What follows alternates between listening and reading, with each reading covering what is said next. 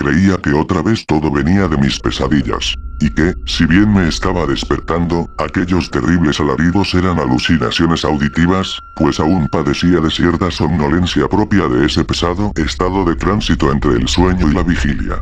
No obstante, pasó un rato y los gritos persistían con una fuerza preocupante, como si no estuviesen en mi mente y proviniesen del exterior de las paredes de este 12º piso en que tengo mi pieza. Eran gritos de muchas personas y en distintos tonos. Mujeres, hombres, adolescentes y ancianos. Alaridos que no solo reflejaban pánico extremo o desesperación, sino que en algunos casos expresaban palabras o frases, aunque yo no podía entender, ni me interesaba mucho, bien qué demonios decían, quizá por mi somnolencia.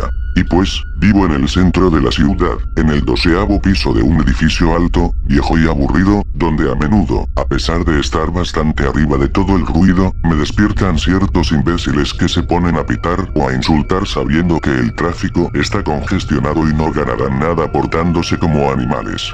Eso es lo común, porque algunas veces ocurren accidentes de tráfico y los morbosos se aglomeran a ver si encuentran un poco de gore en vivo, o bien una ambulancia emite su desesperante sonido al no poder abrirse paso en la marea de coches, o incluso, aunque estas ocasiones son contadas, se incendia alguna casa o edificio en los alrededores. Vaya, y pensar en lo que me dijo la dueña del edificio cuando firmé el contrato de alquiler hace 7 meses. Es el centro, todo está muy cerca y en este piso hay una vista maravillosa de la ciudad, además de que aquí no llega el bullicio. Sí, claro, no llega el bullicio y los gritos que estoy escuchando. Vieja estafadora, ¿me vas a decir que me fumé un porro y por eso los oigo?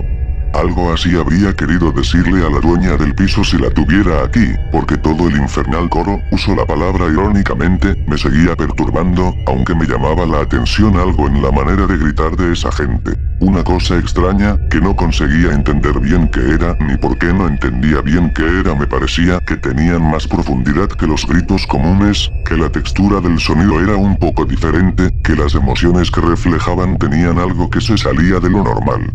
¿Era eso, o acaso me estaba sugestionando y simplemente se trataba de una huelga u otro tipo de manifestación? Si era una huelga, ¿qué les estaban haciendo para que griten así? Si no era una huelga ni una manifestación, era un accidente de tráfico múltiple o algún horrible atentado terrorista cuyos heridos no dejaban de gritar. Si era algo importante como parecía, seguramente lo vería pronto en los noticieros de mediodía. Pero eso sí, no me iba a levantar de la cama, no con la pesadez y la somnolencia que tenía, aunque hacía un irritante calor que parecía de mediodía, cosa inusual en febrero. Quise intentar dormir un poco más pero fue en vano. La estrepitosa polifonía continuaba jodiéndome los tímpanos y la tranquilidad. Estando así, lo mejor que pude hacer fue afinar mi oído a ver si conseguía distinguir palabras que me revelaran la razón de tanto escándalo y caos. Al hacerlo, no distinguí nada, pero sí que me terminé de amargar al percibir que un olor perturbador entraba por mi ventana. Quizá el olor ya estaba antes y la somnolencia, que ahora era mucho menor, no me había dejado percatarme de su presencia, o de su maldita presencia, para ser exacto, pues era el desagradable aroma de algo quemándose, que no era madera ni papel ni plástico ni nada que conociera. Ese olor no solo entraba por mis fosas nasales, que se habrían suicidado si tuvieran voluntad, sino que se filtraba por todos los poros de mi cuerpo, impregnándome con su asquerosidad. Me cago en su puta madre. Grité yo, ya fuera de mí, golpeando con todas mis fuerzas la pared que estaba junto a un lado de mi cama, tan duro que después tuve que insultarme porque casi me dejó sangrando los nudillos de mi mano derecha. ¿Cómo podía ser? Primero el ruido y ahora ese olor desquiciante, que se acabaría pegando en toda mi pieza si no me levantaba a cerrar la ventana, y sin embargo no, yo seguía allí acostado cual un Snorlax, el Pokémon que es un gato obeso, pasado de copas. Esto no puede ser peor, pensé yo ingenuamente, pues justo en ese instante escuché disparos de armas de fuego. Oh Dios, ¿acaso estaban filmando una película de acción o terror en los alrededores? No aguantaba más, no quería levantarme, e intentaba calmarme aferrándome a la absurda idea de la película, cuando de pronto el corazón se me subió a la garganta y los escalofríos me sacudieron por completo, haciendo añicos la ya reducida somnolencia que me quedaba. No, Señores, ustedes jamás escucharán algo así, al menos no mientras vivan, y espero que tampoco después. Eran gritos inhumanos, gritos que por su intensidad y claridad era evidente que no venían de la calle, sino de fuentes localizadas a unos pocos metros de mi ventana, que por fortuna no me mostró nada porque tal vez, así como estaba en esos momentos, tranquilamente podía haber muerto de un paro cardíaco. Yo solo les diré algo. Busquen horas, días enteros si lo desean, busquen las voces guturales más infernales que puedan encontrar en el black metal o algún otro género salvaje como el agrotech, y ni con eso conseguirán algo que sea la mitad, no se diga más, de aterrador de eso que escuché. Con el brazo temblando me persigné, yo que jamás voy a misa y tengo pósters de grupos musicales con estética algo satánica.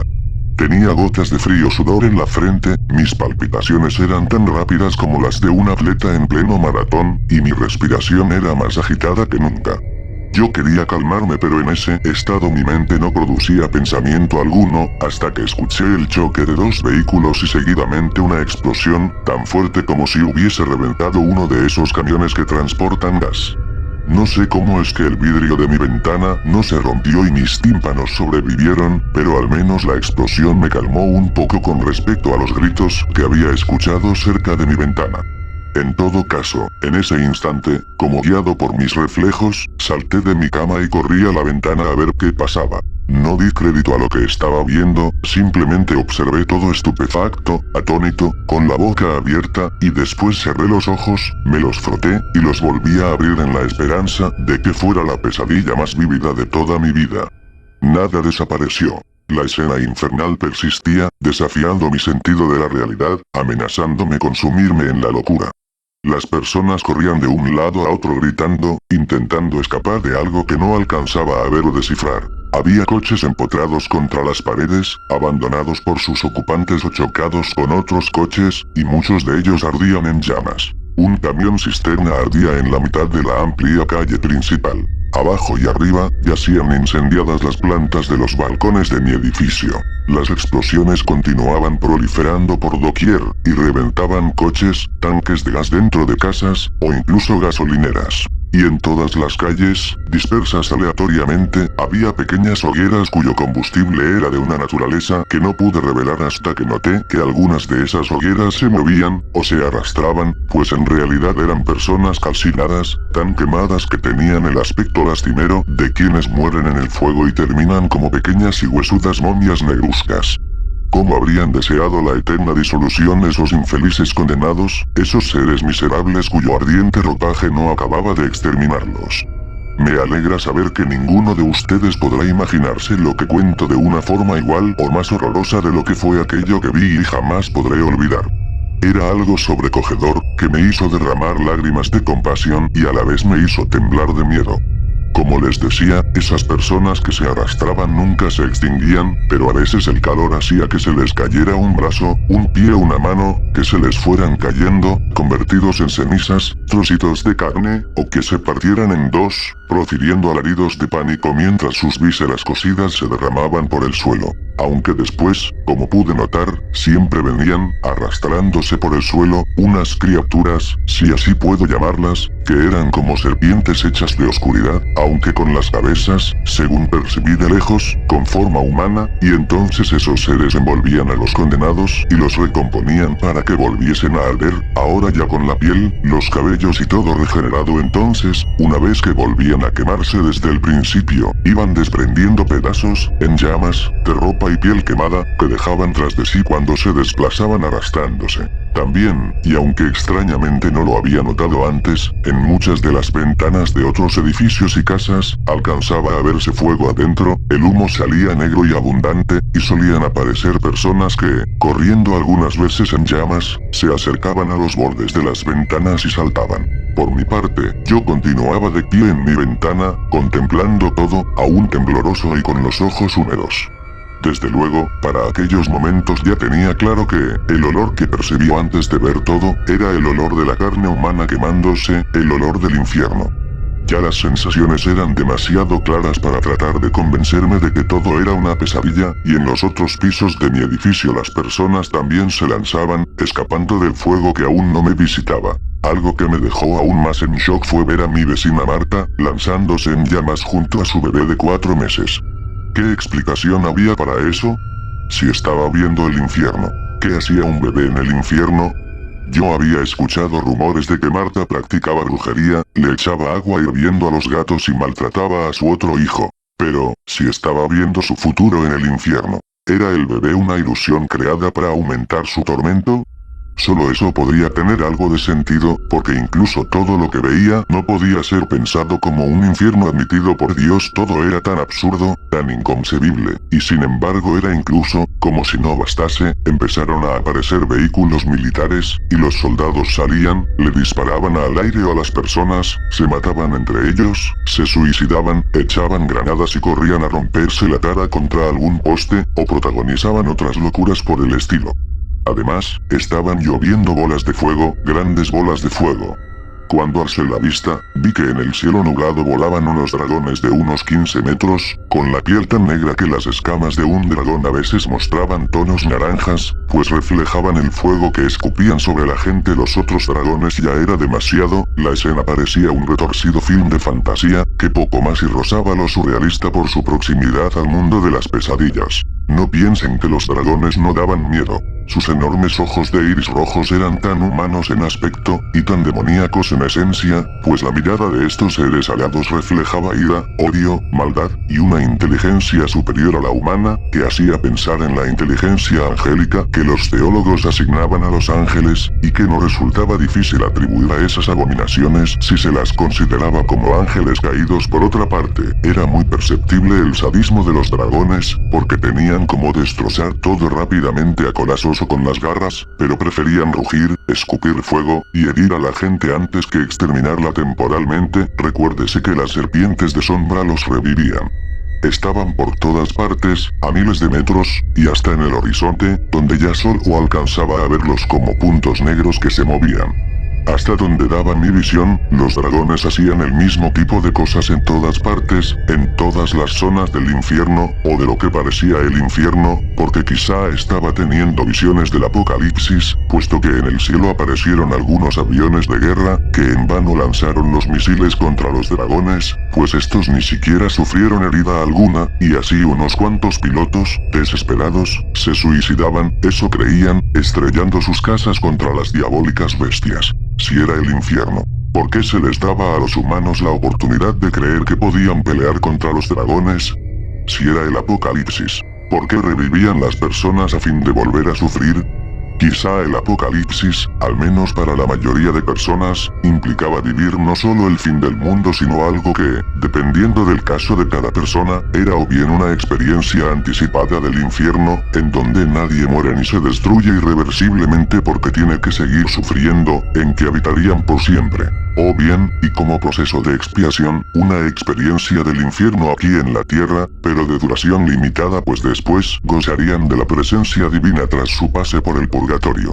Sea lo que fuere, resultaba acertado llamarle el infierno en la tierra a eso que veía, y que en realidad me parecía que debía ser el apocalipsis en la forma descrita, esto es, como el fin del mundo ejecutado a través de una especie de venida del infierno, que no es tanto un lugar sino una situación, a la tierra. Naturalmente he pensado todas estas cosas a la hora de contar lo vivido, porque en esos momentos ni siquiera un matemático tendría tanta cabeza fría como para ponerse a analizar. Por suerte todo acabó en poco tiempo. Fue así. Yo seguía mirando todo cuando, después de que los dragones gritaron con voz humana, uno de ellos, que estaba bastante lejos, se viró en dirección hacia mí y empezó a volar lentamente, acercándose. Quería correr pero ni siquiera podía voltear la cabeza, era como si una fuerza misteriosa me obligase a estar quieto, esperando lo peor. Lágrimas de intenso terror brotaban de mis ojos a medida que el dragón se aproximaba, aunque estando a unos 3 metros se detuvo, me miró fijamente y entonces, súbitamente y velozmente recordé las mayores maldades que había cometido en vida, a la par que sentía gusanos invisibles moviéndose adentro de todo mi cuerpo. Después mi mente volvió a lo que estaba viviendo, y el dragón abrió su enorme boca, mostrando sus colmillos enormes y delgados, dispuestos en hileras al igual que un tiburón. Lo último que recuerdo es el intenso resplandor naranja de ese torrente de fuego, y el calor insoportable y distinto a todo cuanto había conocido. un calor que te quemaba cada célula antes de destruirte, un calor que no era solo físico sino también espiritual, pues yo que toda la vida me pregunté en dónde diablos estaba esa estúpida fábula del alma, yo sentí entonces por primera vez a mi alma, ardiendo en las llamas implacables del infierno. Tras eso, vino un instante de duración indiscernible y dolor infinito, después sentí que caía y caía sin parar en un vacío sin fondo, y finalmente, como si acabase de caer sobre mi cama, aunque en realidad esto nunca ocurriese físicamente, me encontré a mí mismo en mi cama, boca arriba, con los ojos bien abiertos y el corazón latiéndome a toda velocidad. Grité una y otra vez allí en mi cama, con gotas heladas en la frente, con el cuerpo temblándome de nerviosismo. Después me calmé, miré alrededor, me froté los ojos, vi que todo estaba como antes del horror, volví a proferir alaridos de desesperación para desahogarme, y finalmente me quedé allí, sentado en mi cama, con las piernas extendidas y la espalda ligeramente encorvada, mirándome las palmas de las manos como un enfermo mental, intentando convencerme de que solo fue la peor pesadilla de mi vida, o al menos eso creía hasta que giré mi cabeza a la derecha y vi que allí, sobre mi velador, yacía un pequeño, poco más grande que una cánica, trocito de carne chamuscada. Al verlo grité de nuevo como desaforado, y después lo tomé, lo olí y comprobé que tenía el mismo olor que la carne humana chamuscada. Pese al inmenso nerviosismo, pensé en guardarlo a modo de evidencia, nunca sería una prueba de que todo lo que vi fue real, pero el pedacito de carne quemada se secó rápidamente, hasta reducirse a un montón de cenizas que se me escurrieron entre los dedos, cayeron sobre mí y se desvanecieron para siempre, igual que mi cordura.